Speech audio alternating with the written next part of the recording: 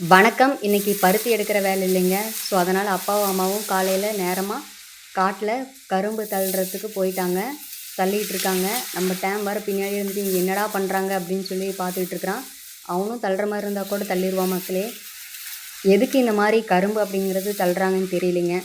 அப்பா கிட்ட விளக்கத்த எப்படின்னு கேட்கலாம். அப்பாவும் சொல்லியிருக்காரு. இந்த வீடியோட லாஸ்ட்ல இருக்கும் பாருங்க.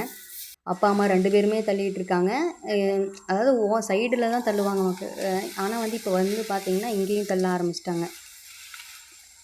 சரிங்க. அப்பா சொல்ற விளக்கத்த கேட்கலாங்க. வந்து ஏராப்ளான் பூச்சிங்கிறது ஒரு பூச்சி வந்துருச்சுங்க. அது சரிங்க. வந்து கரும்பு சாயாக்கு முன்னே இப்படி தள்ளி விட்டா ஒன்று பாடு அப்படியே விடுற மருந்தை பிடிச்சி விட்டுக்கலாம். சரி, சரிங்க. இது கரும்பு தள்ளுறதுனால அது ஒரு பயன். சரிங்க. இப்படி தள்ளி விடுறதுனால கரும்பு முகையாக சாயாதுங்க. சரிங்க. அது சாஞ்சா கூட தாக்கி பிடிக்கிற சக்தி நம்ம தள்ளி விடுற கரும்புக்கு இருக்குது. சரிங்க. அப்புறம் அதை மீறி கல் பூச்சி விழுந்ததுனால இந்த தள்ளி விட்ட வழியாக பாதை வழியாக போய் நாம் மருந்து அடிச்சு விட்டுக்கலாம். சரி, சரிங்க. இல்லைன்னா கரும்புக்கு வந்து காத்தோட்டம் கிடைக்குங்க. சரி, சரிங்க.